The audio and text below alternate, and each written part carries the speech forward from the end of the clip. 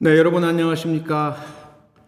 2024년 12월 26일 연말 특집 표창원 TV 라이브 시작하도록 하겠습니다. 오늘의 주제는 고민 상담인데요. 여러분께서 이미 그 사전에 보내주신 각자의 고민들이 있으십니다. 거기에 대해서 제가 성심성의껏 답을 드리도록 하겠습니다. 그에 앞서서 또 제가 요청드린 게 있었죠. 올 한 해 여러분께 일어났던 가장 좋은 일 하나 또 가장 나쁜 일 하나씩 좀 알려주십사 요청을 드렸었는데요. 많은 분들께서 보내주셨습니다. 일일이 다 소개는 못 해드리고 좀 모아서 말씀을 좀 드리고 저도 저에게 일어났던 가장 좋은 일 또 가장 나빴던 일 말씀을 드리고 고민 상담으로 이어가도록 하겠습니다. 우선 가장 많이 주신 좋은 일들은 좋아하는 가수의 콘서트 티켓을 구매 성공해서 공연을 볼 수 있었다. 너무너무 좋았다 하는 답들이 많으셨고요.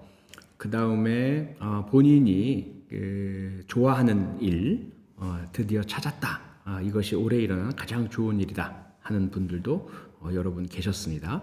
그리고 그동안 몸이 아프셨는데 관절이 아프셨던 분들도 계시고요. 어떤 병원이나 또는 의사를 찾아뵈도 치료할 수 있는 방법 못 찾았었는데 드디어 찾게 되었다. 너무 기쁘다. 이런 말씀도 주셨습니다. 그리고 카스트라토 작가 만날 수 있었던 것이 가장 좋은 일이었다. 너무나 감사한 말씀. 근데 사실은 카스트라토 작가 접니다. 예. 너무 쉽게 만날 수 있지 않나요? 그런데 좋은 일이라고 말씀 주셔서 너무나 감사합니다. 그리고 국회에서 탄핵 가결이 된 것이 가장 좋은 일이었다. 여기는 아마 이분들은 가장 나빴던 일이 비상계엄이라고 답을 주신 분들인 것 같아요. 올해 2024년에 일어난 가장 나쁜 일 1순위가 비상계엄이다 라고 답을 주신 분도 꽤 많으셨습니다. 정말 우리를 너무나 놀라게 했고 화나게 했고 아주 이렇게 길진 않았지만 공포와 두려움에 휩싸이기도 했고 너무 황당했고요. 도대체 이게 2024년에 일어날 수 있는 일인가? 그리고 그 내란 사범들 본인 스스로가 계엄이라니 말도 안 된다. 누가 따르겠느냐. 국회에서 온 국민이 지켜보는 앞에서 그렇게 이야기를 해놓고서 그리고 이 비상계엄 내란 범죄를 저지르다니 정말 이런 우매한 범죄자는 제가 만나본 어떤 범죄자들보다도 우매한 것 같습니다. 자기가 공개적으로 이건 범죄야 나쁜 짓이야? 누가 하겠어? 일어날 수 없는 일이야 라고 얘기해놓고서 얼마 지나지도 않아서 실제로 저지르다니 이런 우매한 또는 글쎄요 이런 말은 저는 좋아하지 않지만 대담한 이런 언론에서 많이 쓰죠. 그런 범죄였던 것 같습니다. 그리고 또 올해 일어난 가장 나쁜 일 권고사직이라고 주신 분도 꽤 많았습니다. 너무 가슴이 아팠습니다. 직장을 잃게 되신 것 가장 나쁜 일 중에 하나겠죠. 그리고 아프셨던 일, 그리고 아파서 병원에 가셨는데 과잉 진료를 받았던 일, 이런 답을 주신 분들도 계셨고요. 저는 개인적으로 올해 일어난 가장 좋은 일 너무 많아서 사실은 하나 뽑기가 너무 어려웠는데요. 우선은 드디어 제 소설 카스트라토가 출간되어서 독자분들께서 읽어주신 게 너무 감사하고 좋은 일이었고요.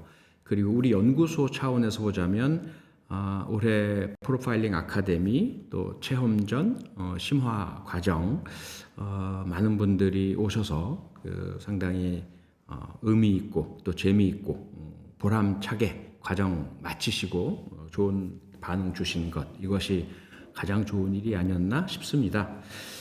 그리고 가정적으로는 우리 가족들 모두 작게 감기 몸살을 등으로 앓고 또 뭐 치통 뭐 이런 또 허리 디스크 이런 아픔들이 있긴 했지만 큰 어려움 없이 네 재미있게 해달라는 우리 PD 연락이 왔습니다. 잘 보낸 것이 가장 좋았던 일이었던 것 같고요. 가장 나빴던 일, 제 장인 어른께서 쓰러지셔서 입원하셨고 아주 위기의 순간도 맞으셨고 지금은 이제 요양병원에 지금 계신 그게 가장 나쁜 일이었던 것 같습니다. 그리고 뭐 저도 이 비상경 올해 일어난 물론 이제 그 자체가 아프기도 하지만 그로 인해서 발생한 여러 생활상의 어려움 이런 부분들도 아주 나빴던 일이다 이렇게 말씀을 드릴 수 있을 것 같습니다. 네, 그러면 이제 본격적으로 오늘의 주제 고민 상담소로 들어가도록 하겠습니다. 고민 주신 분들을 좀 이렇게 나눠 보니까요.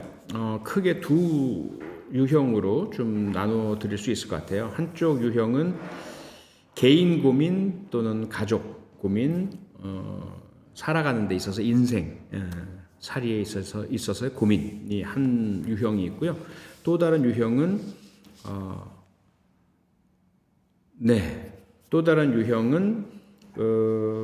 프로파일러가 되는 방법이라든지 향후 진로 이런 영역으로 이제 두 유형으로 나눌 수 있을 것 같습니다.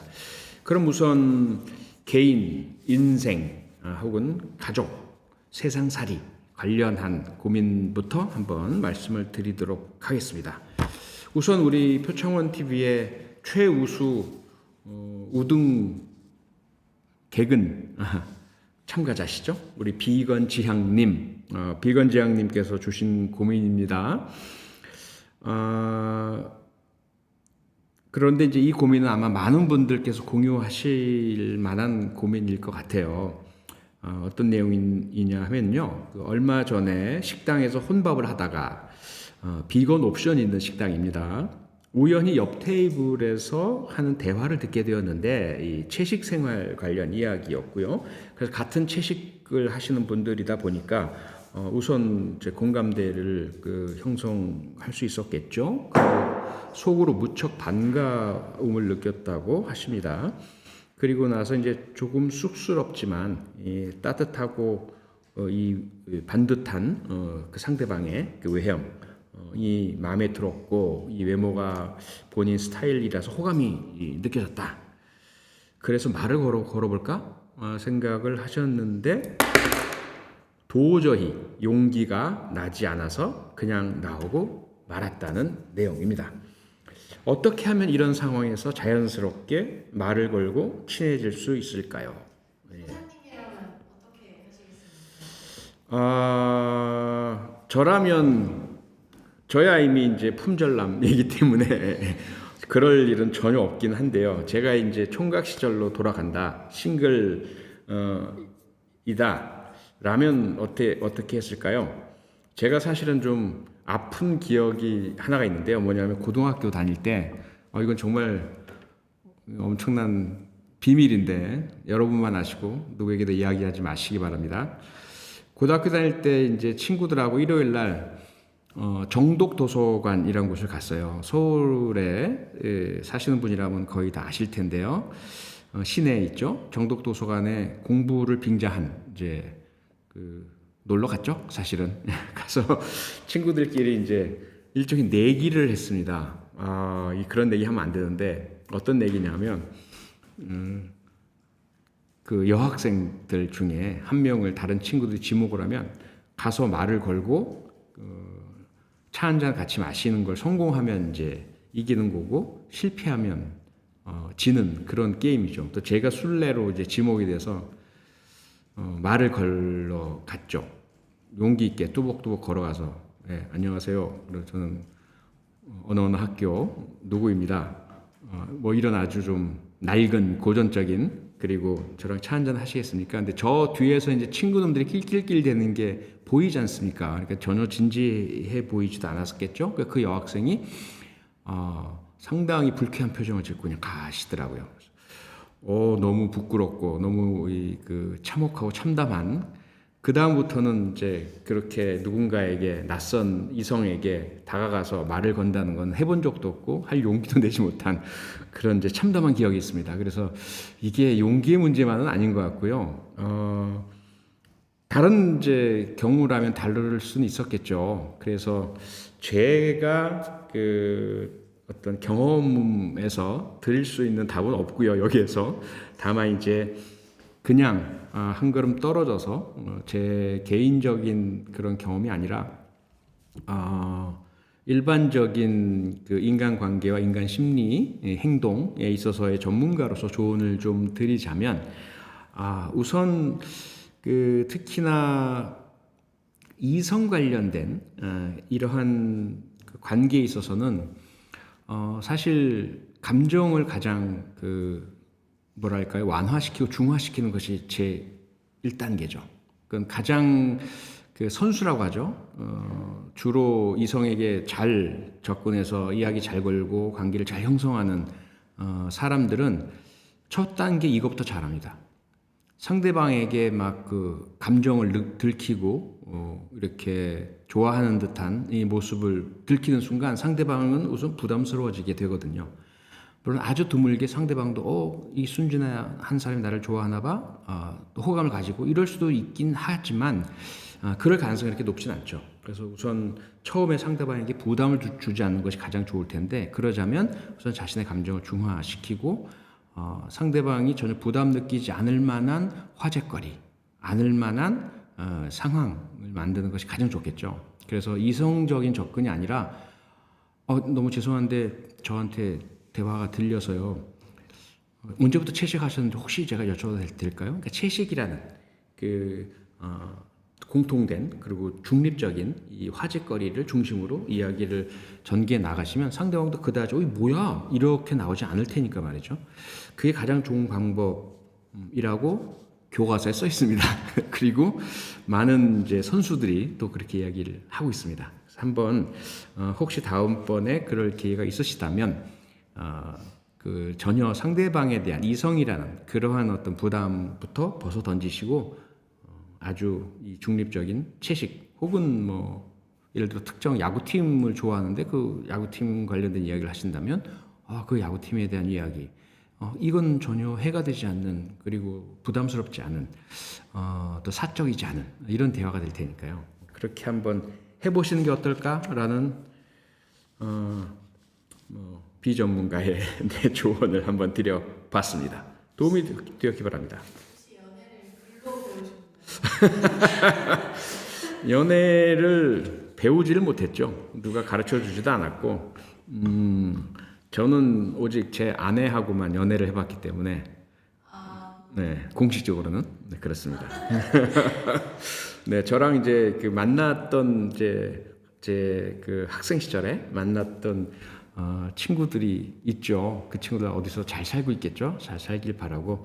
그 당시 제가 너무 쑥맥이고 그 이성 교제에 있어서 전혀 이렇게 능숙하지 못해서 오래 지속되지도 못했고 상대방 이성들도 그다지 재미있지 않았던 이런 경험들이었다고 저는 기억을 합니다.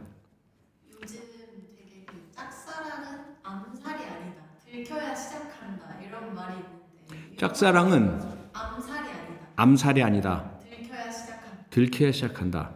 이런 말은 어떻게 생각하세요? 그건 당연한 말이죠. 들켜야 시작이 뭐든 되겠죠. 그 들키지 않은 채 혼자만 갖고 있으면 그건 짝사랑이기보다는 외사랑? 예, 전혀 상대방이 모른다면 이건 시작도 될 수가 없는 거겠죠. 그런데 이제 어떻게 들키느냐?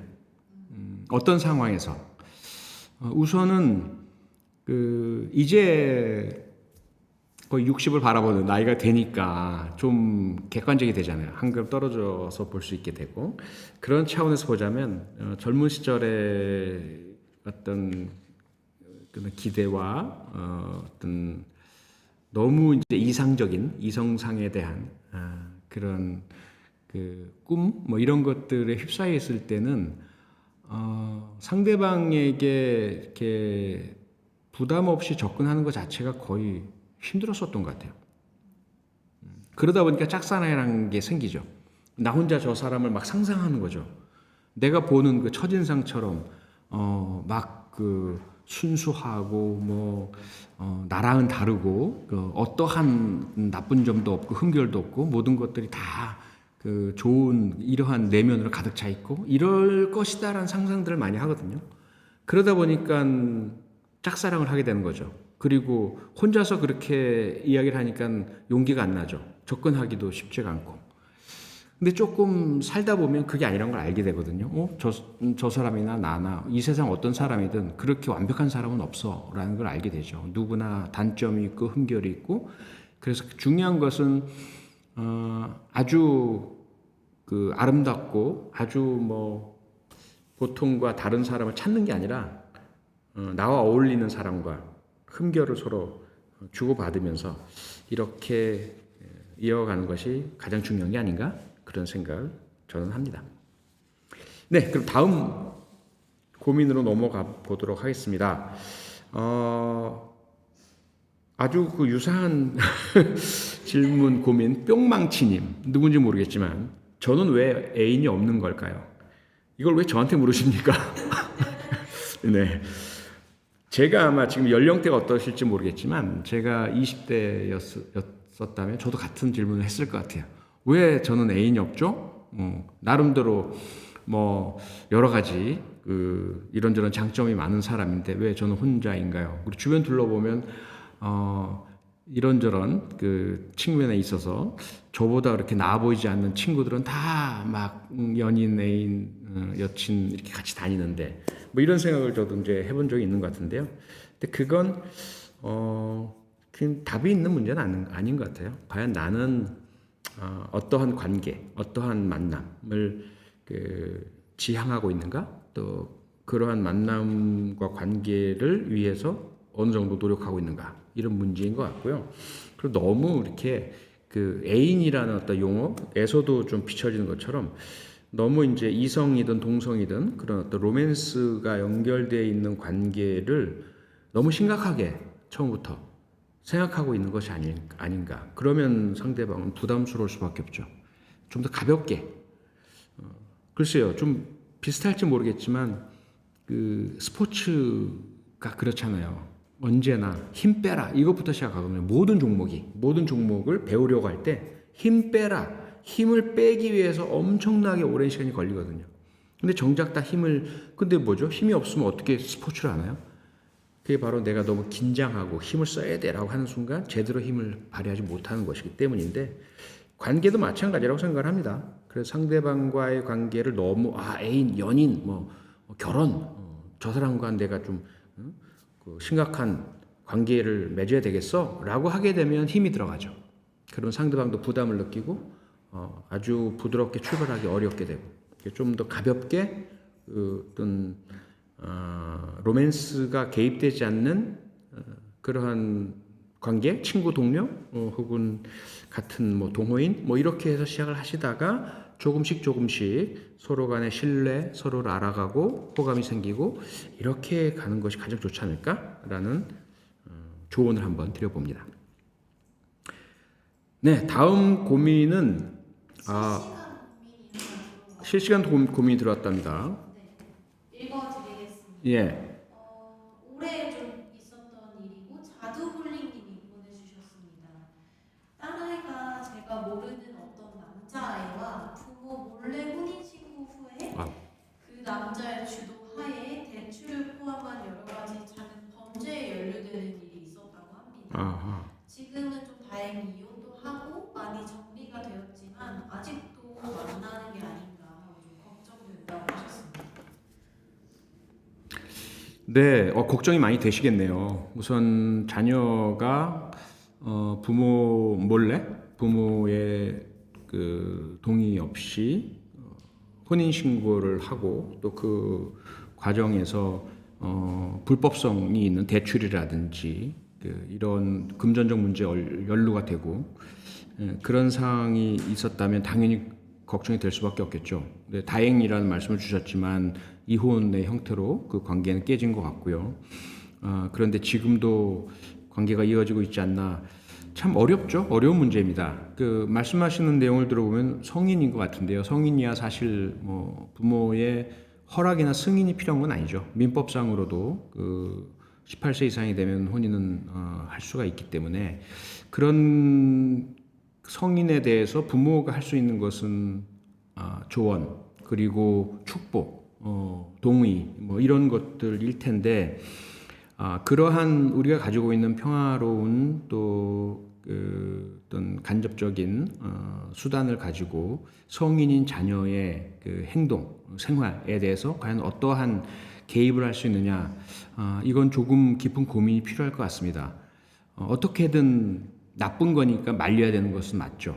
그런데 실제 효과를 발휘하려면 성인이라면 스스로의 자발적 의지가 무엇보다 중요하거든요.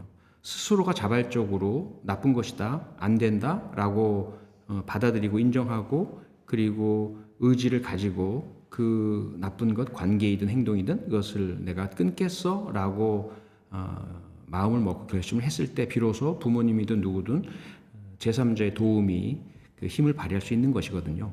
그래서 무엇보다 중요한 것은 아마 자녀분과의 대화인 것 같습니다.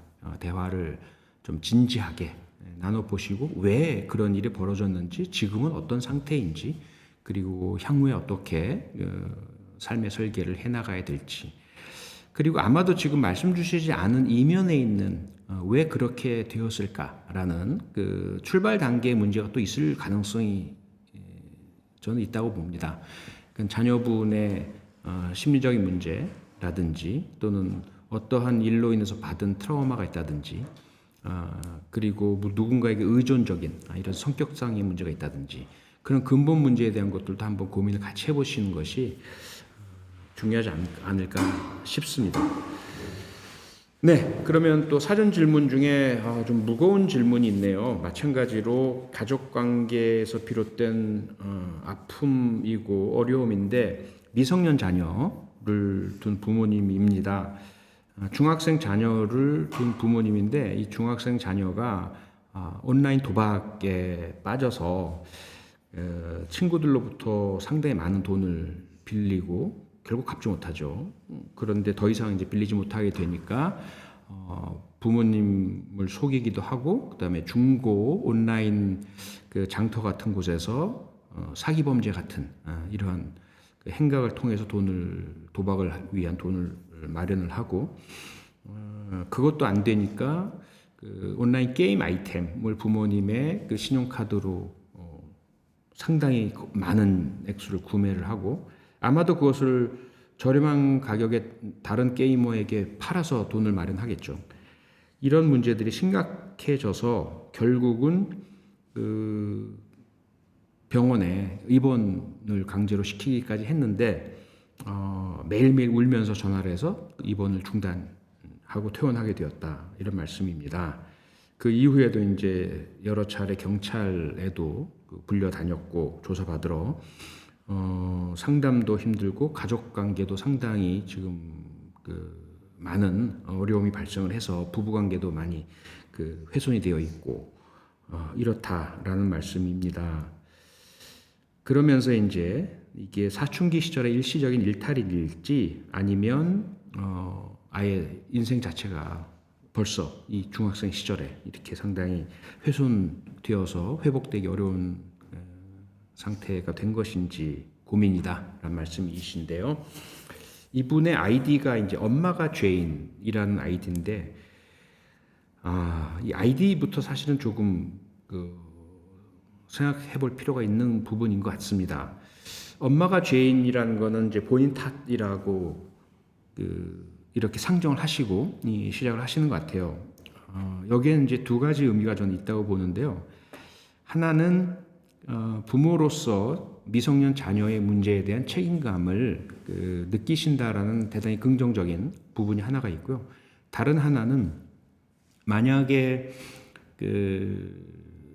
좀 합리적인 사실관계, 전후관계를 따져서 느끼는 책임감이 아니라 무조건적인 내 탓이야라고 느끼시는 것이라면 오히려 문제 해결에 장애가 되는 그런 인식이다. 라는 이런 양면성이 있다는 말씀부터 드리고 싶습니다. 모든 사람의 잘못된 행동은 다 본인의 책임입니다. 하지만 어린아이, 미성년 자녀일 경우에 그것이 그 출발점이 부모일 가능성은 매우 높죠. 특히 예를 들어 아동학대라든지 가정에서의 그 어떤 폭력이라든지 또는 방임이라든지 이러한 문제가 있었던 가정이라면 그런 가정에서 성장하던 자녀가 미성년 어린이나 청소년이 학교나 바깥에서 문제를 야기할 경우에 그 문제의 원인의 상당 부분은 부모, 가정이라고 볼 수 있는 거죠. 근데 지금 이 사례의 경우에는 어떤 원인인지는 정확하게 알 수 없을 것 같습니다. 그리고 특히나 온라인 도박이라는 것 자체는 사실 문제가 가정에 있지 않아도 다른 문제가 없는 청소년이라도 호기심에 또는 친구의 유혹 때문에 시작했다가 빠져들게 되는 경우가 무척 많거든요. 이 도박이라는 것이 가지고 있는 특성이 그렇습니다. 우리가 술이나 마약을 중독이라고 하잖아요. 술이나 마약은 그 물질이 중독 상태로 이끌어냅니다. 그래서 의지로 어떻게 할 수가 없는 거죠. 그래서 그 해독 치료를 받아야 하고 의존에서 벗어날 수 있는 장기간에 걸친 치료를 받아야만 마약이나 그 알코올 중독에서 벗어날 수 있는데요. 도박은 어떤 물질이 내 몸에 들어오는 건 아닌데 이 행위 자체가 중독성을 야기합니다. 의존성을 야기합니다. 왜냐하면 도박이라는 행위 자체가 이 설계된 그 시스템이 야기하는 것이 상당히 강렬한 스릴이거든요. 그리고 강렬한 스릴과 함께 어쩌다 한 번이라도 따게 됩니다. 그리고 대개 이런 온라인 도박이든 또는 사기 도박의 설계자들이 그런 그 느낌을 만들어줘요. 일부러 따게 해줘요. 그럼 한 번 땄을 때에 도파민이 엄청나게 많이 분비가 됩니다. 희열을 느끼는 거죠.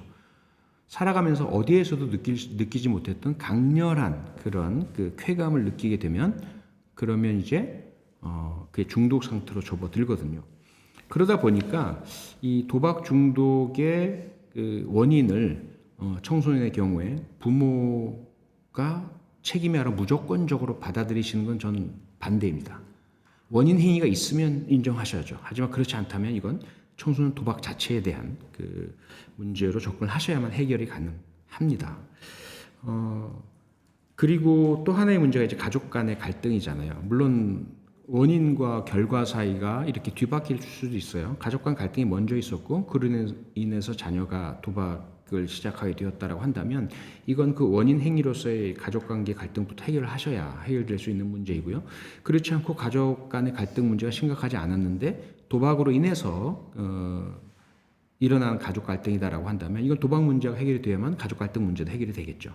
그런 어떤 선후 관계가 분명히 있다라는 거 좀 생각해 주시기 바라고요. 이게 쉬운 문제는 아닌데 결과적으로 좀 짧게 말씀을 드리자면 우선 아무리 울고 아무리 호소해도 이거 중단시키시면 안 됩니다. 각종 지방자치단체마다 지금 도박 중독 치료 프로그램들을 운영하거든요. 정신보건센터 중심으로 물론 지자체별로 차이는 있습니다. 어떤 곳은 좀 더 제대로 예산 투입해서 운영하는 곳이 있는가 하면 어떤 곳은 형식적이기만 하고 어떤 곳은 제대로 하지 않는 곳도 있습니다. 하지만 어쨌든 국가나 지방자치단체에서 도박 퇴치를 위한 노력들을 많이 하고 있으니까 그것 중심으로 해서 정신보건센터에 연락을 하셔서 이 도박 문제에 대한 심각성 인식하시고 같이 상담하시고 그리고 동의를 해주셔서 본인의 의지로는 해결할 수 없는 이 의존성이 이미 형성된 중독 상태인 도박의 중독증 이거 치료부터 우선 급선무다. 그리고 나서 그 사이에 부부관계를 포함해서 가족 전체가 무엇보다 중요한 것이 안정과 건강 아니겠습니까? 나중에 뭐 성공이고 이런 건 그다음 문제인 것이고요. 그래서 자녀의 건강 회복을 위한 그러한 가족 간의 화합 이루시기를 바랍니다. 네, 다음 사연으로 넘어가겠습니다. 다음 고민. 사람을 너무 믿어서 문제라는 분이 계시네요. 예, 아니, 자꾸 재밌게 해달라고 하는데 저는 이게 재밌게 하는 능력이 별로 없어요. 예, 크게 기대하지 않으셔야 될 것 같고요. 제 유튜브가 이렇게 구독자가 많이 들지 않는 이유도 그거 아니겠습니까? 네, 너무 진지합니다, 저는. 하나 가벼운 질문 이런 거 보내주세요. 가벼운 질문은 아까 소화를 했는데, 여학생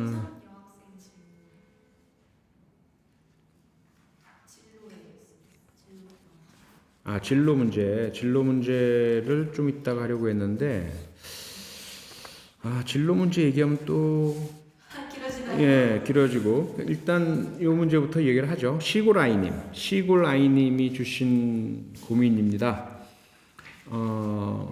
사람을 너무 쉽게 믿어서 문제다라는 분인데요. 남들은 사람을 의심하면서 살라고 하는데 의심하는 법을 모르겠다라고 주셨어요. 그러면서 많이 속으셨나 봐요. 많이 이용당하시고 그래서 많은 상처를 받으신 것 같은데요. 특히 8년 전쯤에 믿었던 사람들에 대한 믿음이 깨져서 정신적인 이제 문제가 심각해졌던 적이 있으시다.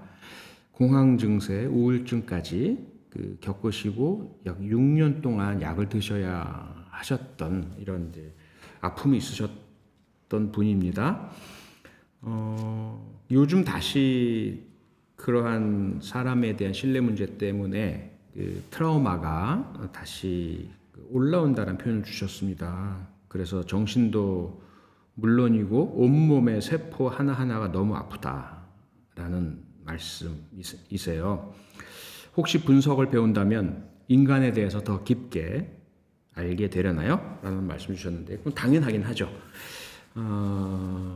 행동 분석, 심리 분석은 인간에 대한 탐구이고요. 특히 이제 범죄를 전제로 하고 있긴 하지만 인간이 어떤 존재이냐부터 시작을 합니다. 그래서 인간에게는 욕구란 것이 있고 충동이란 것이 있죠. 그래서 물론 이제 우리 사회가 이 착한 아이 증후군이라는 그 증상까지 있을 정도로 너무 착해라라고 강요하거든요. 어린이들에게. 그리고 남을 믿도록 강요하고요. 의심은 나쁜 것인 것처럼. 그런데 너무 의심만 해도 사실은 좋지 않은 거죠. 의심병이라고 할 정도로. 그러면 이제 나중에 편집증적인 문제가 생길 수도 있습니다. 그래서 이 균형이 중요한 것인데 이 균형을 잡기 위해서는 무엇보다 인간은 어떻다라는 그런 무조건적인 전제를 깔지 않는 것이 좋죠. 인간은 착하다, 인간은 나쁘다 이런 흑백이 아니거든요. 인간은 욕구와 충동의 덩어리입니다. 그래서 모든 인간은 다 사실 사랑을 받고 싶은 욕구가 있죠. 남들에게 착한 사람, 좋은 사람이야라는 인정을 받고 싶은 욕구가 다 있어요. 그래서 우리가 대부분의 인간들은 신뢰를 저버리지 않으려고 하고 배신자라는 욕을 듣지 않으려고 하고 나쁜 놈이다라고 인정받고 싶지 않은 그래서 착한 사람이 좋은 사람이야라는 평을 듣고 싶은 욕구는 누구에게나 다 있습니다. 그런데 왜 배신을 할까요? 그러한 착한 사람이 되고 싶은 좋은 사람이고 싶은 욕구보다 더 강한 다른 욕구가 다른 충동이 있기 때문이죠. 그리고 어떤 문제에 빠져 있기 때문이죠. 돈이 필요하다든지 또는 남들보다 높이 올라가고 싶다든지 많이 가지고 싶다든지 그런데 자기가 착하게 행동해서는 이룰 수 없다라든지 그리고 본인도 과거에 누군가로부터 배신을 당했었기 때문에 내가 계속 이렇게 배신만 당해서는 손해만 볼 뿐이야 라는 그런 학습을 하게 되었다라든지 이런 이유들이 다 있습니다.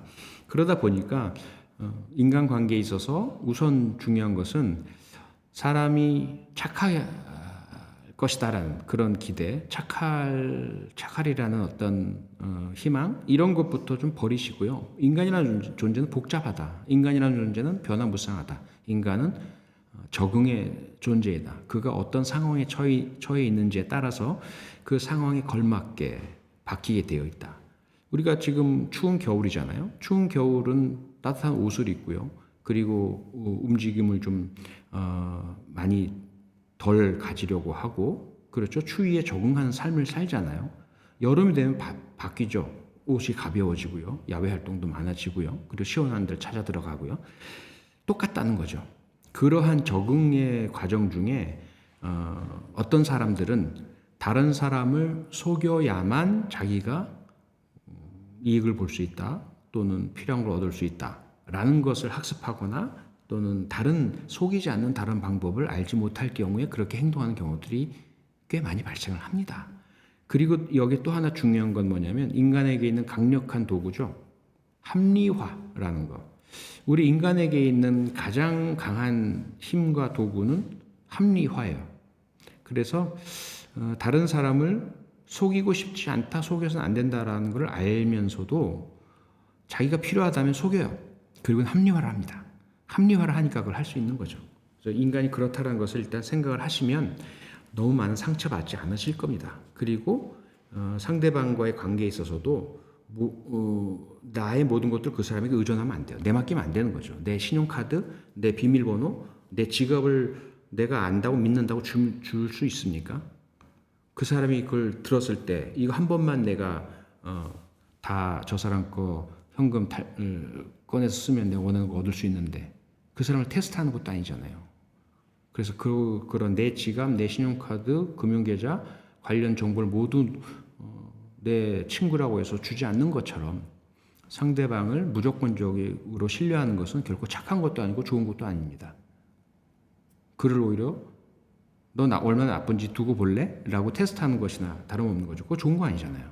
그러니까 어느 정도의 선을 지키는 것. 상대방에게 너무 많은 신뢰 기대하지 말고 그 다음에 나중에 너 나 속였지? 배신감 느껴서 너 나쁜 사람이야 라고 하는 것도 사실은 그 사람에 대해서 가혹할 수 있거든요. 애초에 그러지 말아야죠. 그래서 너무 남에게 의존하고 남에게 기대고 남에게 내 모든 것들을 내어주고 하는 것부터 중단하고요.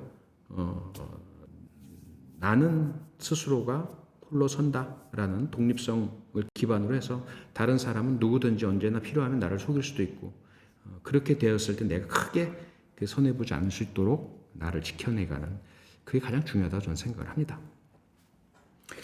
네, 이거 재밌게 하기가 참 쉽지가 않네요. 네, 다음 내년에는 한번 목표를 세워볼게요. 내년에는 좀 재미있는 사람이 되어보자.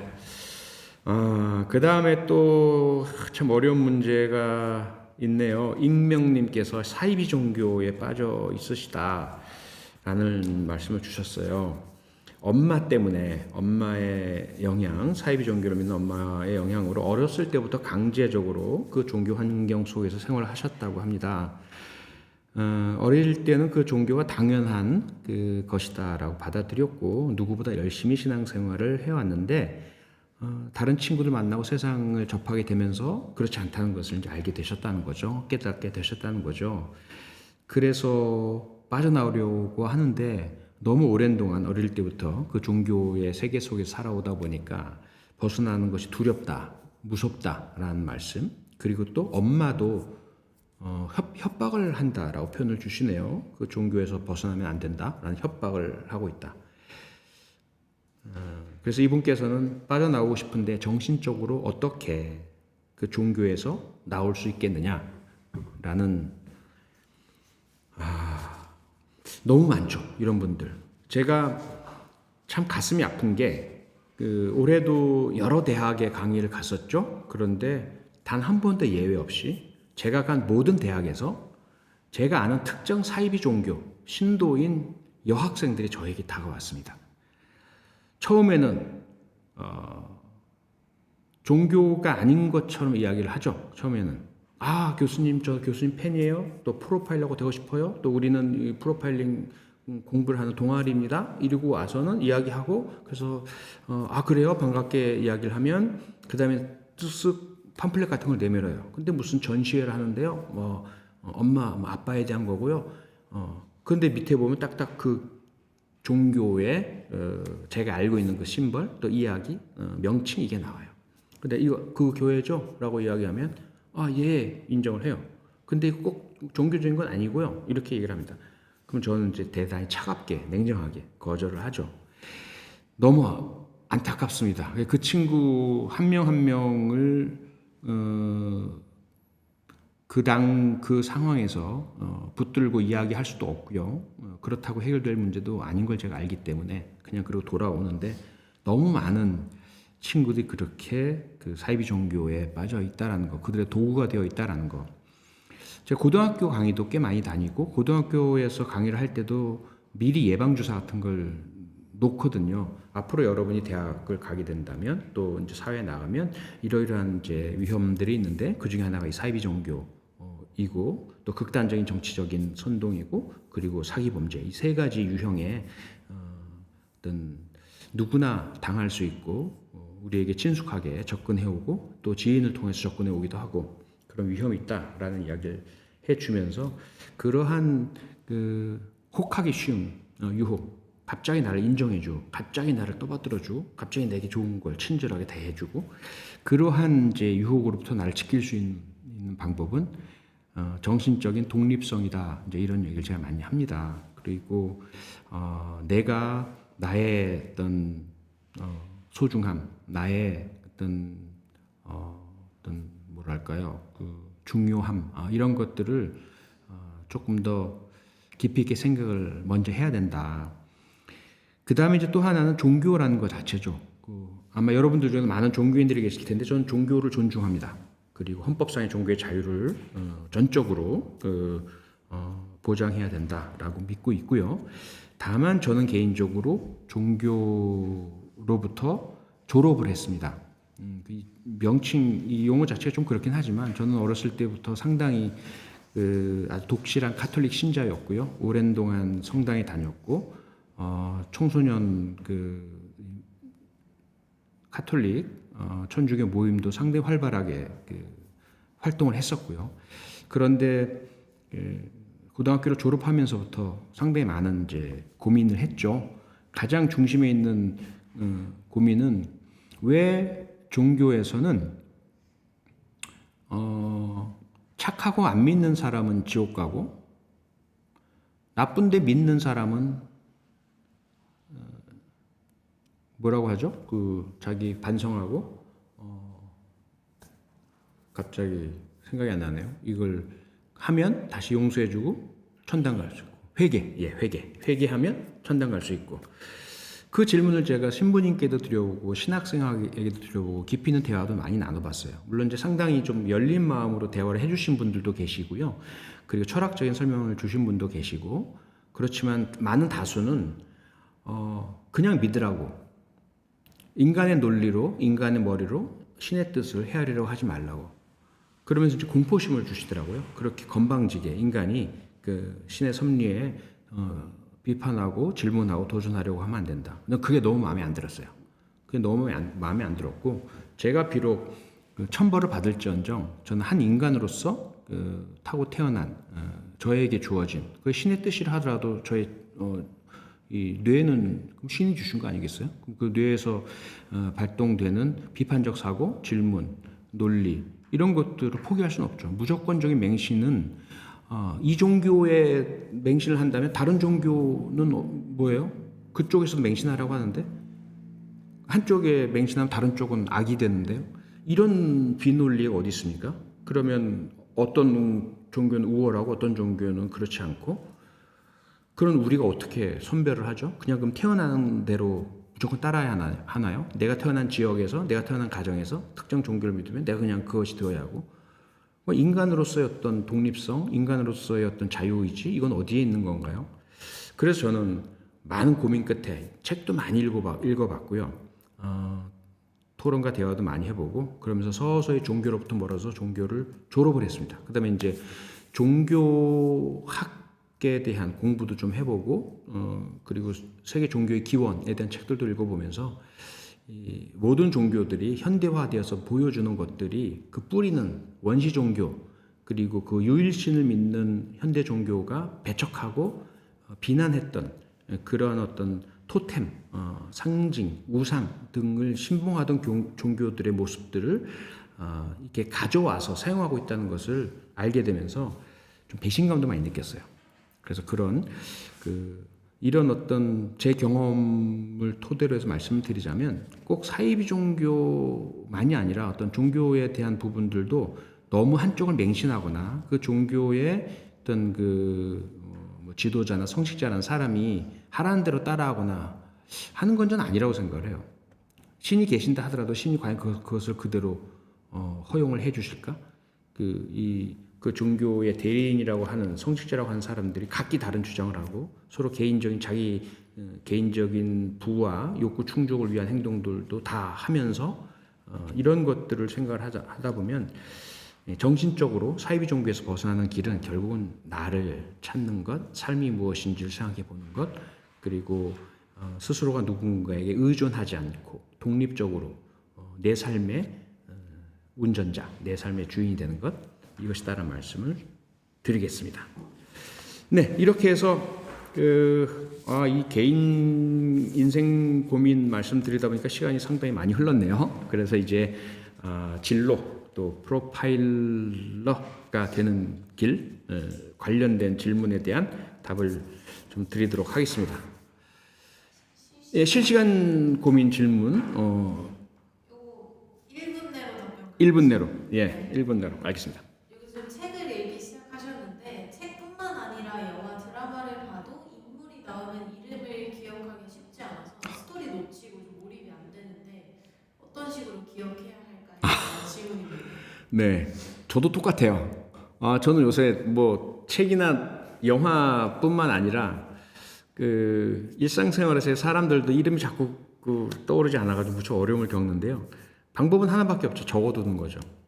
근데 그게 귀찮죠. 힘들죠. 그래서 정말 영화에 몰입하고 싶고 책에 몰입하고 싶고 다시 돌아가고 싶지 않으실 때는 그냥 습관적으로 메모지를 옆에 두시고 적으시면서 읽으시는 것이 가장 좋고 거의 유일한 방법이 아닐까. 그렇지 않다면 그냥 이름 또는 특정한 명칭에 대한 것 잊어버리시고 쭉 그냥 읽으시는 것도 한 방법입니다.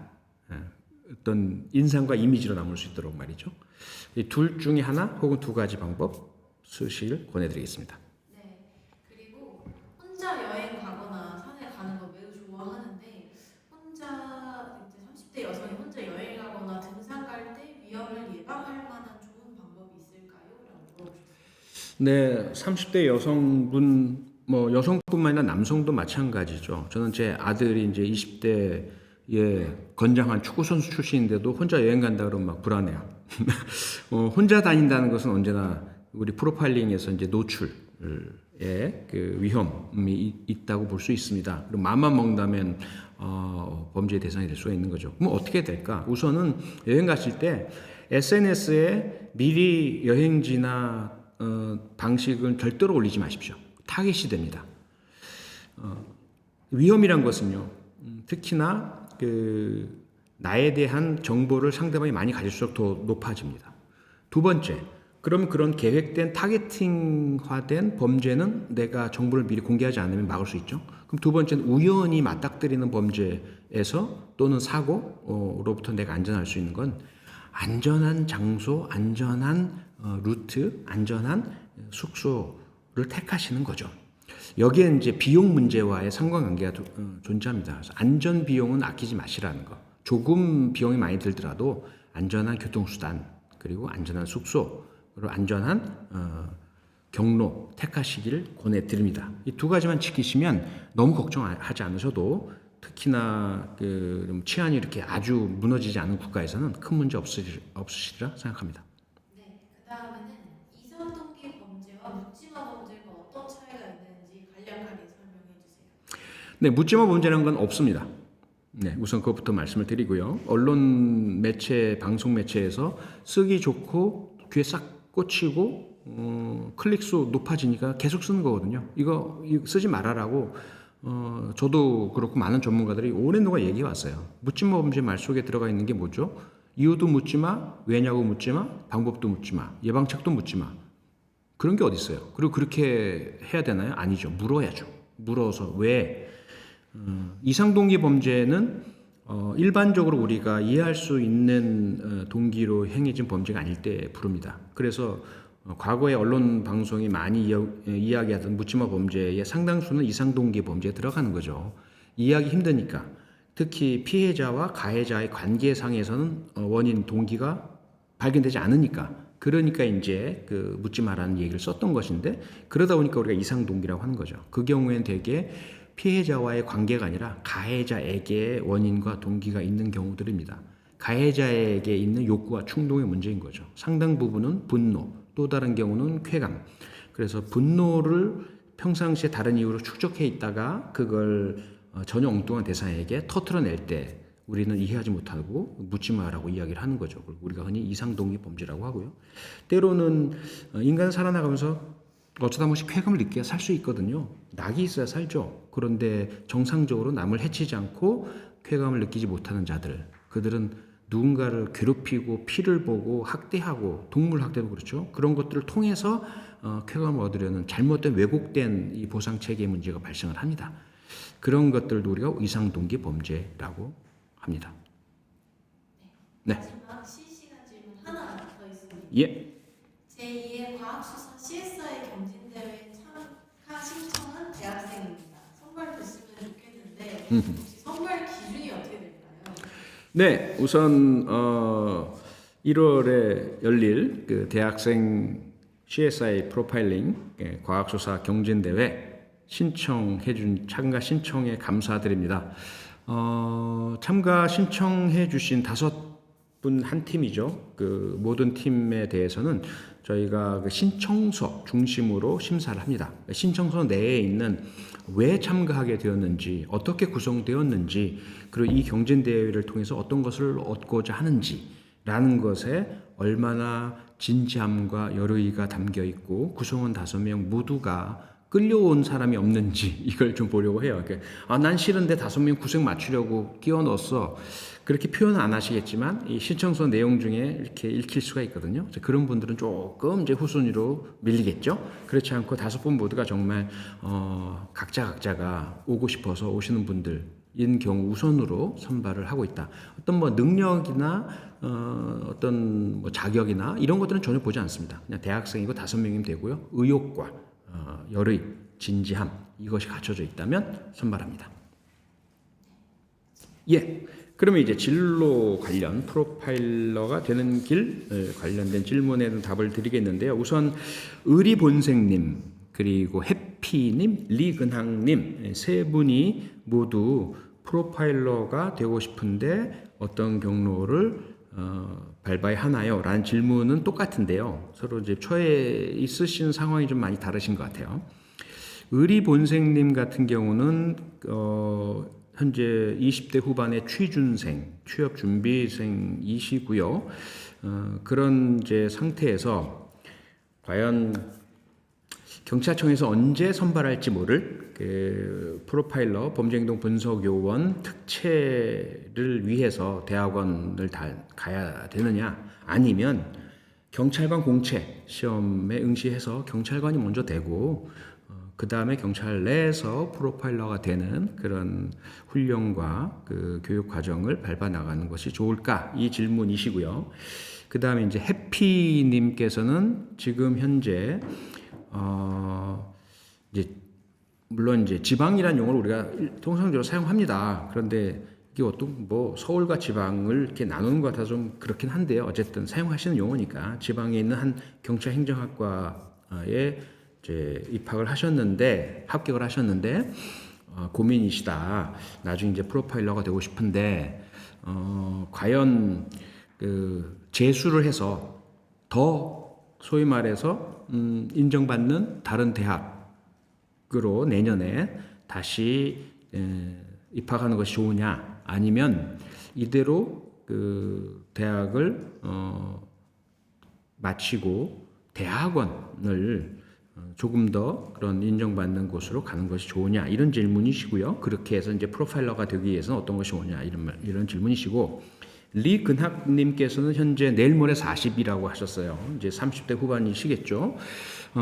그런데 어릴 때부터 셜록 홈즈 또 아가사 크리스티 작품들 좋아했고, 그래서 그런 이제 추리, 탐정, 프로파일러가 되고 싶으신데 이 나이에도 가능한가? 어떤 경로를 거치면 되는가? 이제 이런 질문이십니다. 그래서 세 분 이제 질문 모두를 좀 종합해서 답을 드리자면,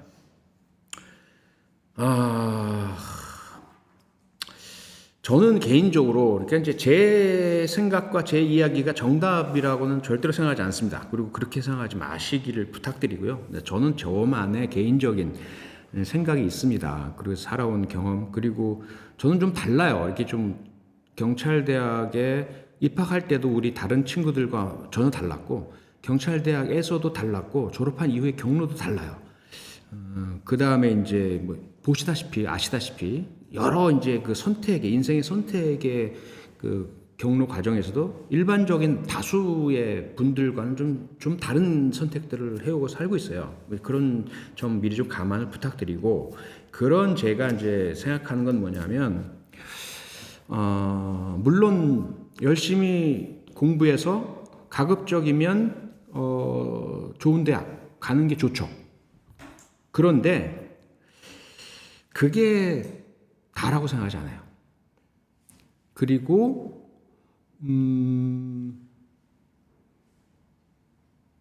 예. 그리고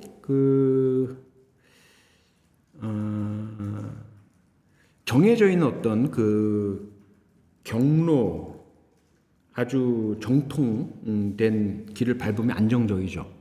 그런데 꼭 그래야만 한다고 생각하지는 않습니다. 이 두 가지 기본 전제 하에서 말씀을 드리자면 프로파일러가 된다는데 정해진 경로는 없습니다. 그리고 정답은 없어요. 모든 것들이 다 각자에게 달려 있다. 저는 개인적으로 그래서 그동안 그 국회의원도 해봤잖아요. 국회의원 때 보좌진을 구성을 할 때도 제가 공고를 내고 시험도 쳤습니다. 각 그 급별로 공개 채용 기본 원칙이었기 때문에 뭐 친인척 아는 사람 절대로 저는 그렇게 선발하지 않습니다.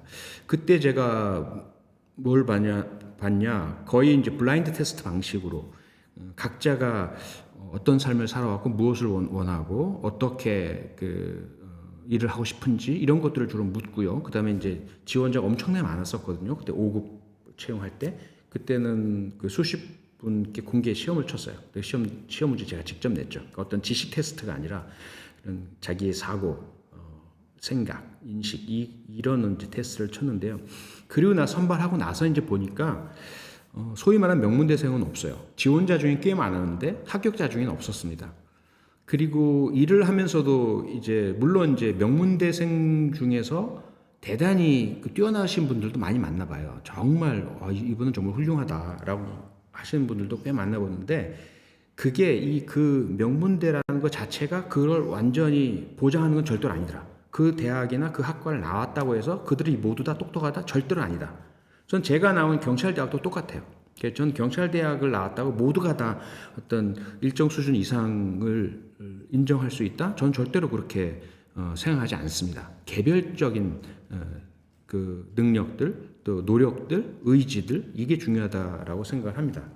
자, 그러면 여기서 지금 여러분이 처해 있는 곳이 어딘가, 무엇인가 이것부터 그리고 가능하다면 크게 어떤 실수나 잘못에 의한 선택이 아니라면 본인이 처해 있는 상황, 본인이 속해 있는 그런 그 학교나 어떤 조직 이걸 자랑스럽게 생각하고 사랑하시라고 보내드리고 싶어요. 거기에서 내가 획득할 수 있는 최대한을 얻자. 이것이 가장 좋다고 생각합니다.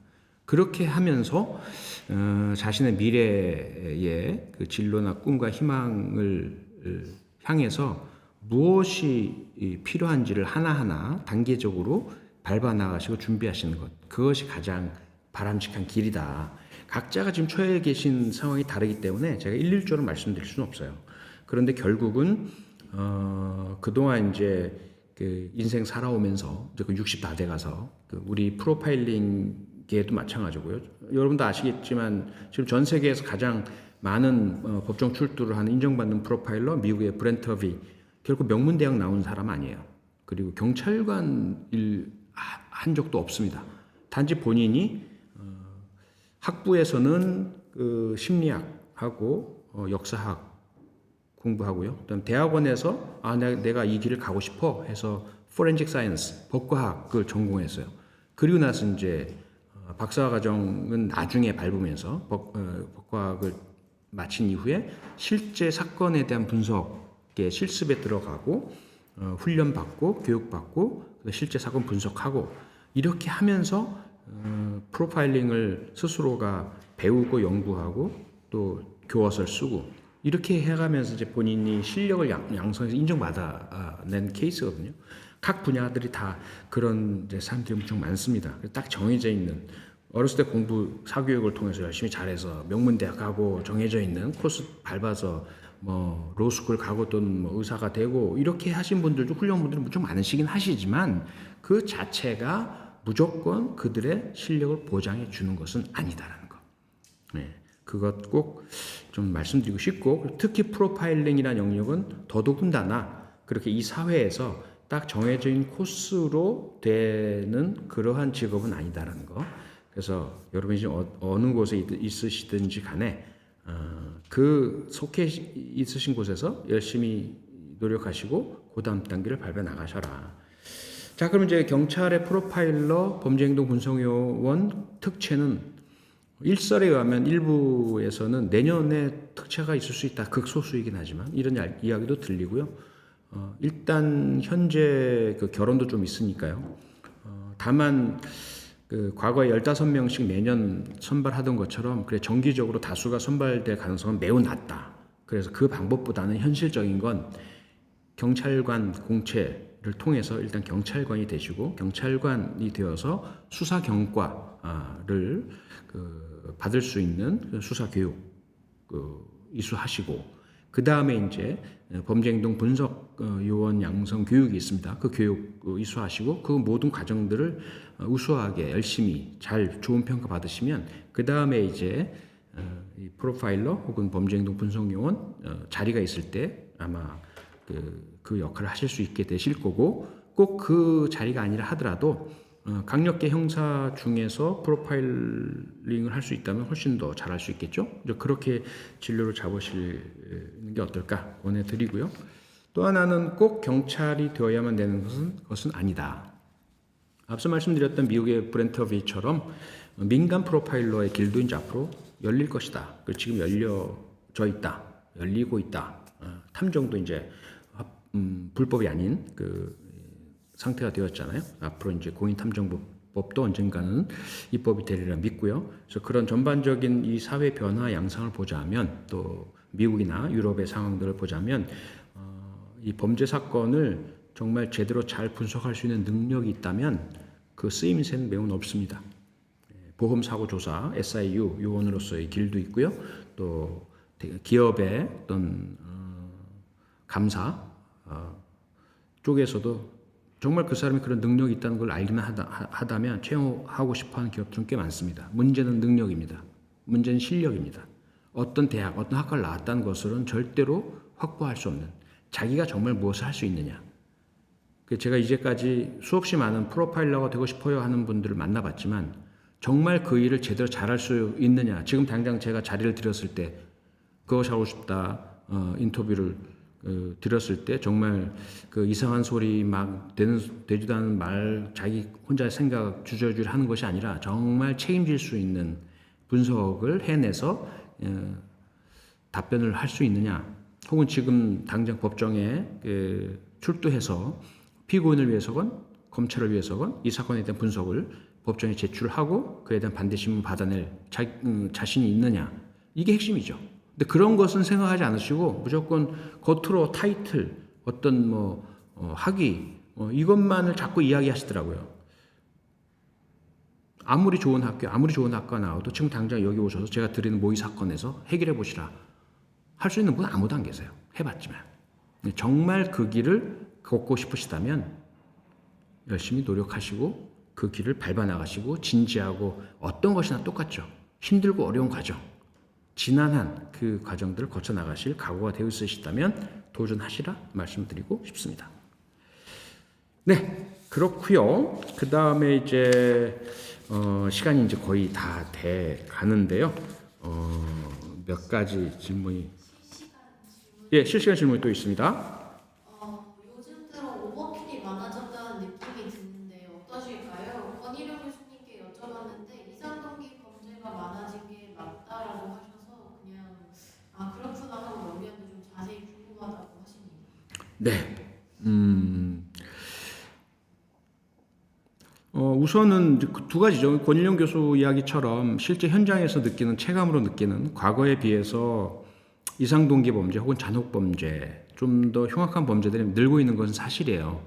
여기에 더해서 그것 실제로 늙어 있는 것보다도 더 많이 우리에게 늙어 있는 것처럼 느껴지게 만드는 어떤 미디어 웨이브라는 현상이 있습니다.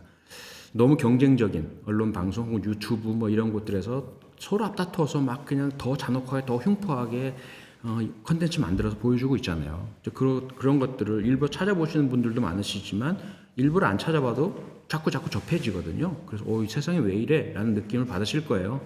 그래서 그런 부분들을 본다면 실제로 늘고 있는 것도 사실이지만 그것보다 훨씬 더 많이 늘고 있는 것처럼 너무 많은 미디어 콘텐츠들이 잔혹범죄에 대한 것들이 많다라는 것도 분명한 사실입니다. 그럼 왜 실제로 늘고 있을까?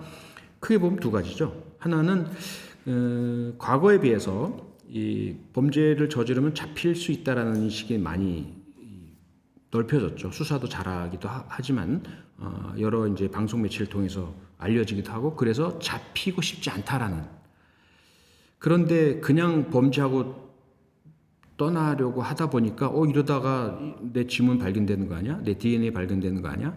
그런 범죄자들이 어떻게 해야 내가 잡히지 않을까? 조건, 지문, DNA, 자기는 잘 모르겠고 복잡하고 어딘가 내가 이 한국의 CSI가 다 발견할 것 같고 그럴 때 피해자가 누구인지 몰라보게 만들겠다.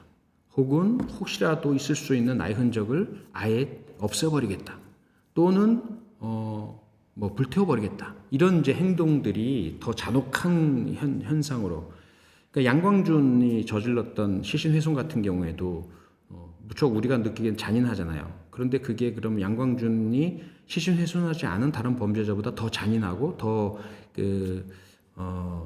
어떤 이상 동기, 이상 성격이 더 심한 범죄자인가? 저는 그렇게 보지 않습니다. 그것보다는 그는 더 두려움이 많은 존재인 거죠. 잡힐까봐 더 불안하고 더 두려운 감정이 많다 보니까 그 두려움에서 벗어나기 위해서 잡히지 않을 수 있는 자기가 할 수 있는 모든 최선의 방법을 하겠다라고 하는 것이 시신이 발견되지 않게 하겠다 이렇게 되는 거죠. 또 한 가지는 그런 어떤 잡히지 않겠다라는 그 인식 말고도 어떤 성격과 욕구와 충동의 문제도 있습니다. 과거에 비해서 훨씬 더 우리 사회가 좀 핵가족을 넘어서서 그 익명화 또 개별화 사회로 넘어섰잖아요. 외로운 사람이 많죠. 그리고 온라인상으로만 주로 소통하는 사람들도 많아졌고 그러한 어떤 전반적인 사회 행태 자체가 그 과거에 비해서 좀 왜곡된 인식 그리고 공감 능력의 부족 그리고 또 폭력성 공격성의 강화 소외받은 느낌 남들은 다 잘 사는데 나만 못 사는 것 같고 뭐 질투 감정 이런 것들을 더 키워내는 현상도 분명히 있다라고 판단이 됩니다. 네. 하나 더 있는데 요즘 취업도 구직도 하지 않는 청년을 쉬었음 청년이라고 하는데 요 청년들이 늘어나는 이유의 원인이 뭐라고 생각하는지 간단하게 의견을 듣고 싶다고 하셨습니다. 취업도 구직도 이제 구직 활동 자체를 포기했다는 이야기죠. 글쎄요, 여러 가지 원인이 있겠죠. 우선은 이제 실업수당 등의 사회보장 제도가 좀 더 잘 돼 있다 보니까 절박하지 않기 때문이기도 하겠고, 또 반대로 기회 자체가 줄어들었기 때문이기도 하겠죠. 해봐야 소용없다.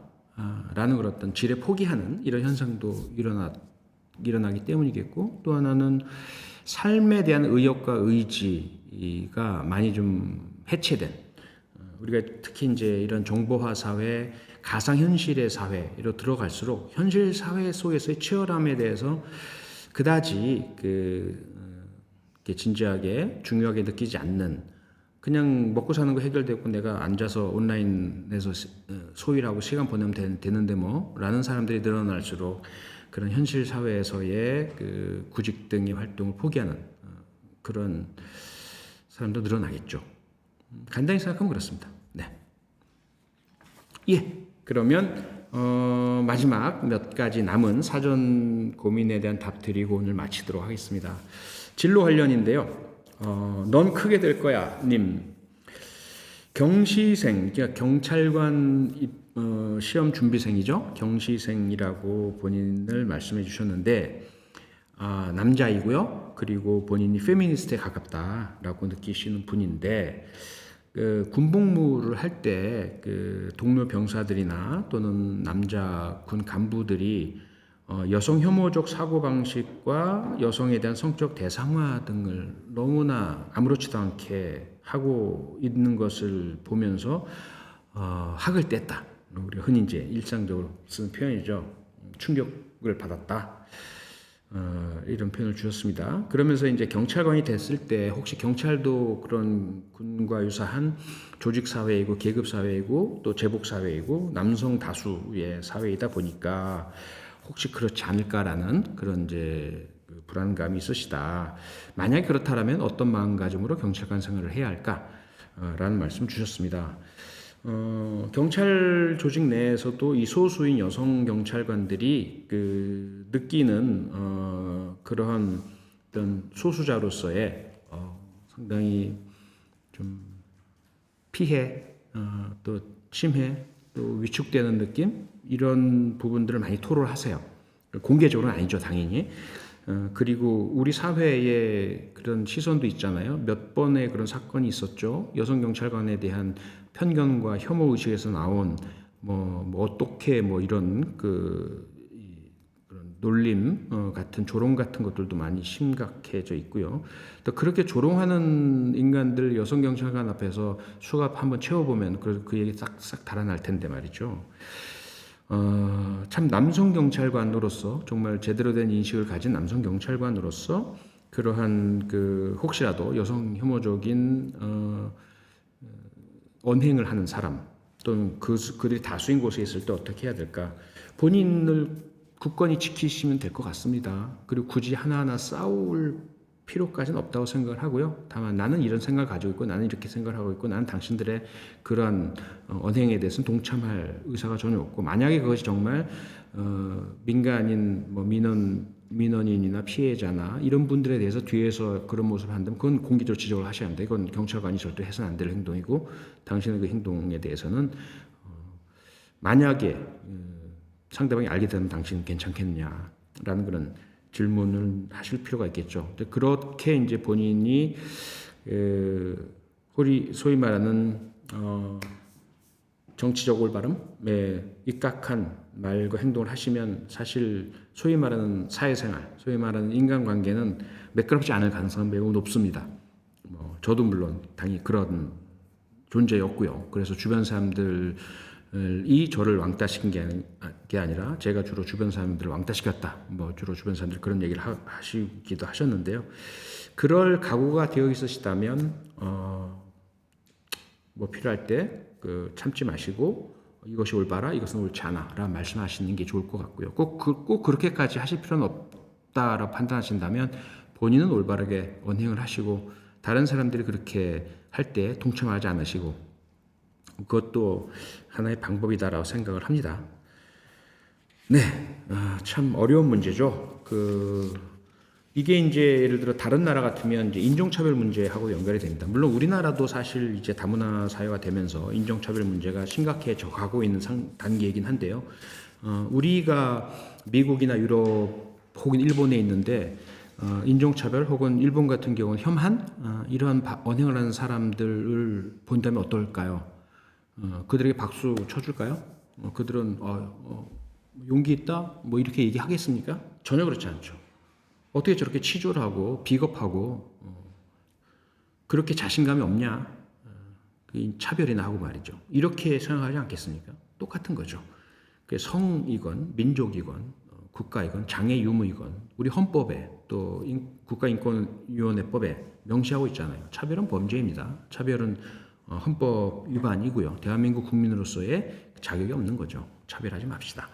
경찰 조직이건 어떤 곳이건 간에 그런 성에 기반한 또는 무엇이든 타고 태어난 그의 본질에 기반한 차별은 옳지 않다라는 거 우리 함께 공유하고 나누고 이겨내 갔으면 좋겠습니다. 네, 마지막으로 하나만 MSK님 조 네베로라는 전직 FBI 요원의 비언어 강의를 듣고 있다. 온라인으로 이제 제가 알고 있는데요. 그게 쉽지 않죠. 그리고 이 조 네버로가 FBI 요원이었던 것도 맞고, 그가 FBI의 어떤 경험을 토대로 해서 그 비언어적인 행동 분석에 대한 여러 이제 강의와 코스를 운영하는 것도 잘 알고 있는데요. 그것만 듣고 그것만 참여한다고 해서 내 실력이 확 뛰어난다 또는 내가 그런 능력을 갖춘다, 절대로 그렇지 않습니다. 하나의 참고만 될 뿐이죠. 그래서 그런 이제 온라인 강의에 너무 의존하지는 마시고요. 그리고 더 중요한 것은 그런 존 에버러식의 그 비언어적 행동 분석은 그들이 접한 범죄자라는 한계가 있습니다. 그 어떤 모집단 풀의 한계 내에서만 이루어진 분석이기 때문에 모든 인간에게 똑같이 적용되는 것은 아니라는 거. 그렇기 때문에 우리는 또 사회문화적 차이가 있잖아요. 그래서 중요한 것은 그런 그 외국에서 행해진 이러이러한 것들 그대로 무비판적으로 받아들이기보다는 내 주변 사람들에게 좀 더 관심을 가지고 관찰하는 것. 그리고 내가 잘 아는 사람이라면 내가 알고 있는 사실과 그가 말하는 사실이 일치하지 않을 때를 알잖아요. 그때의 언행이 어떤지를 알 수 있겠죠. 사람이 다 똑같지는 않습니다. 그래서 뭐 어떤 사람이 방송 같은데 유튜브 같은데 나와서 내가 볼 때 저 사람은 이러이러한 행동을 하기 때문에 거짓말이에요. 그 말이 거짓말입니다. 어떻게 알아요? 사람마다 다 다른데. 그리고 과거에 행했던 뭐 오른쪽 위를 보면 어떻고 왼쪽 위를 보면 어떻고 이런 일반적인 생리학에 기초한 것도 인간의 사회 학습의 과정에 대한 그 반영 이것들을 배제한 상태이기 때문에 이제 더 이상 현실 프로파일링에서는 사용되지 않습니다. 그래서 그러한 그 일반화된 허위 그 주장에는 현혹당하지 마시고요. 주변에 있는 사람들을 잘 관찰하시고 그들만이 가지고 있는 특성들을 파악하시려는 노력. 우리가 수사를 할 때 프로파일링을 할 때도 똑같습니다. 일반적인 기준을 가지고 저 사람이 발이 뭐 문쪽을 향하니까 이렇게 절대로 하지 않습니다.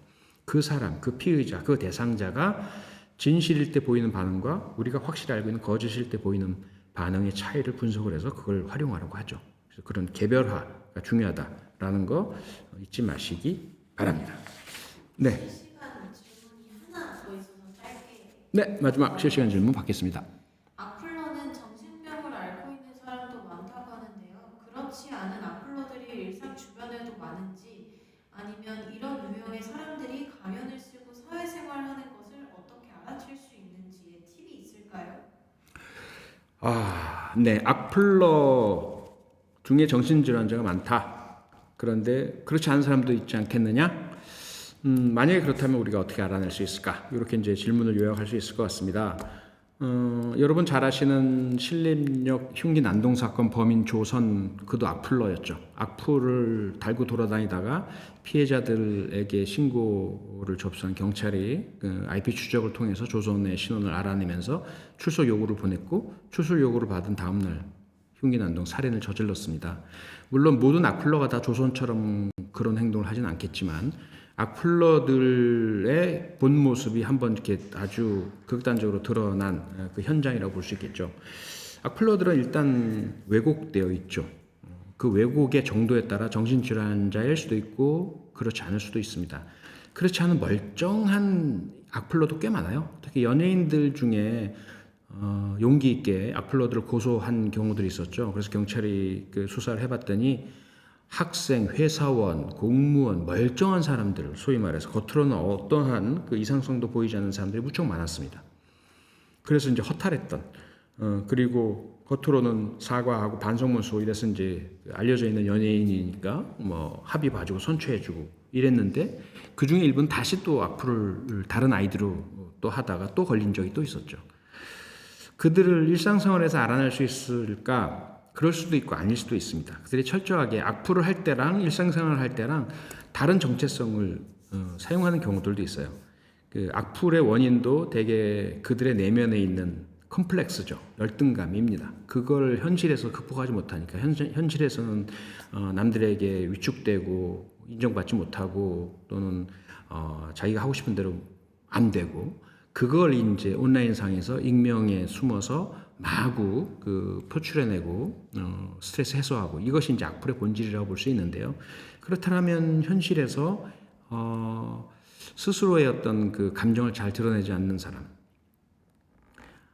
그리고 겉으로는 자기가 어떻게 느끼는지 표현을 제대로 확실하게 하지 않는 사람, 이런 사람들 중에 있을 수 있다. 그렇다고 해서 그들이 다 악플러라고 볼 수는 없겠죠.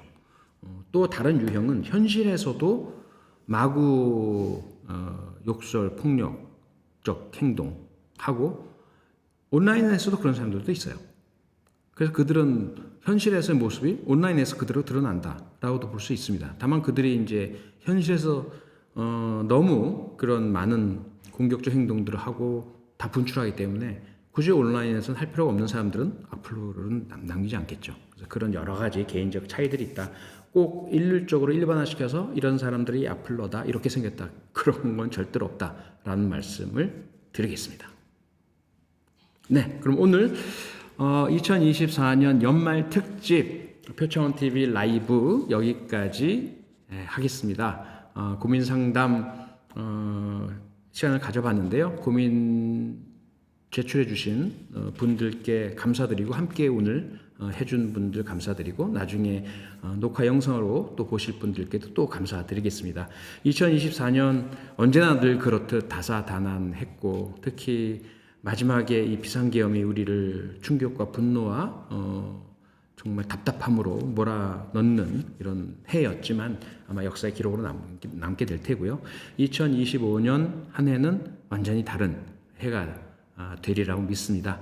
우리 한강 작가의 노벨문학상 수상의 기운을 받아서 내년 한 해 여러분 모두 각자 개인적으로 뜻하시는 바 또 가정의 건강과 행복과 평온 또 업무, 일 또는 학업에 있어서의 성취 다 좋게 이루어지시길 기원하겠습니다.